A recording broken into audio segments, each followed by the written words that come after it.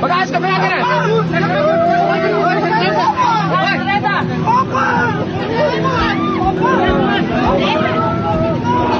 Bisag mo na!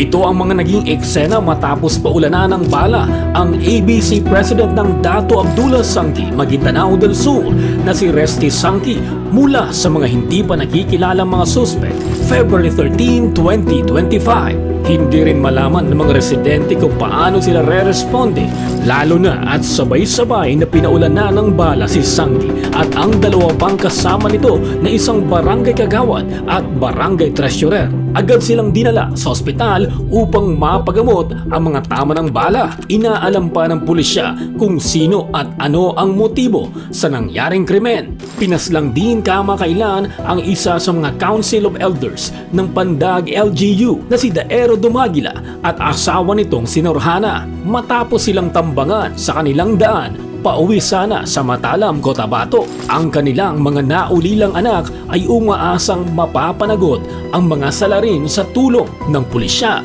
Sana po gawin nila yung obligasyon nila, ma'am, na mabigyan ng hustisya yung pagkamatay ng mga magulang namin.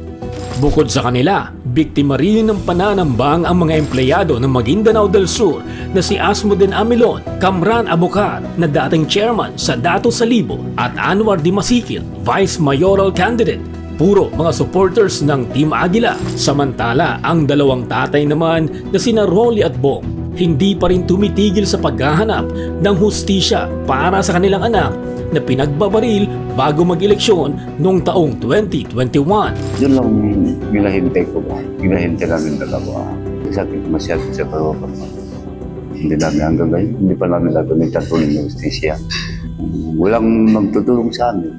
Tila nauulit na naman di umano ang pagkalat ng mga gunman bago mag-eleksyon sa Maguindanao. Unti-unti na naman daw nababalot ng takot ang mga komunidad. Kaya ang panawagan ni Pandag Mayor Oji Balayman sa national government. Election season na naman, dumarating na naman yung panahon ng violence.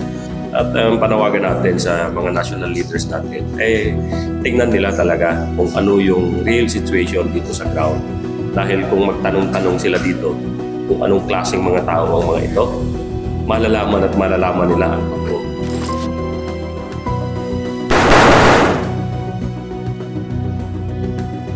Ano ang masasabi mo sa kabi-kabila na namang kaso ng pamamaslang sa BARMM lalo pat malapit na ang eleksyon?